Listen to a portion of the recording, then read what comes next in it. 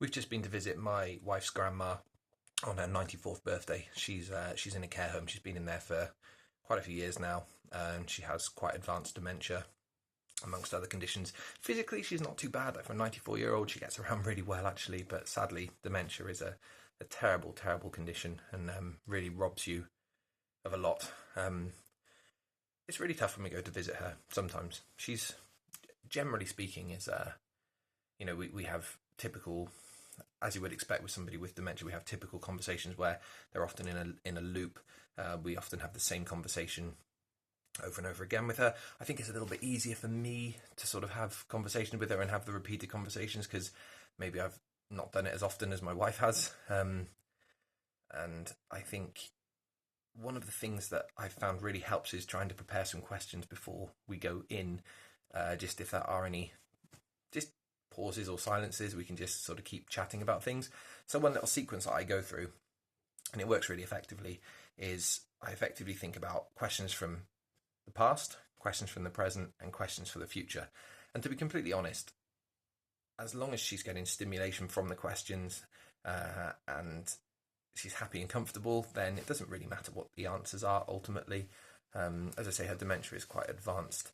So I tend to think questions from the past is what I start with. So I ask her about, for instance, what was her favourite Christmas? Does she have any nice Christmas memories or Christmas traditions from things that she used to do when she was younger? We talked today about she was evacuated during the war as a so she would have been 11 years old, I think, about 11 years old when she was evacuated during the Battle of Britain. So tried to ask her about this, and because her childhood memories, she does seem to be able to recall certain elements of them.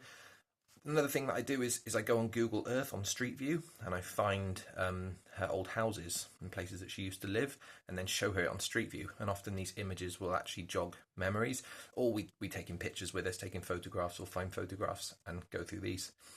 So there's lots of things you can do thinking about the past and raising these sort of questions. Obviously, depending on the memories, there is obviously a risk it could bring up something that is upsetting, but as long as you've got other questions, and this is why it's good to have other questions, you can change the subject and move it on to something else.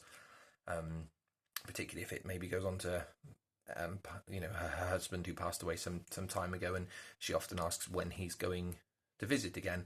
But then when you ask her when did he last visit, she sometimes says, "Oh, I saw him yesterday." You say, it's easy enough to then say, "Well, he'll pop in again soon," or others that say he's always with you, he's always checking on you, talking more maybe more meta, but from her perspective, it doesn't really matter. That seems to bring her comfort. In terms of then in the present, so questions, very simple things like, "Have you had birthday cake today?" The care home's really good. They do often give her a birthday cake. And what have you been watching on telly today? What have you been reading in the newspaper? And then you can show her the newspaper or talk through articles and things. So they're quite simple things, but it keeps the conversation going a little bit.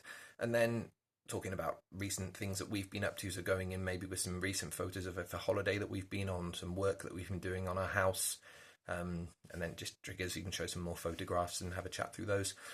And then effectively then questions for the future. So have you got anything planned at the care home? Are there any parties or events coming up? Often she won't be able to recall anything, but perhaps if you've spoken to the carers before, if it's at a care home scenario, and just say, "Oh, have you got anything coming up?"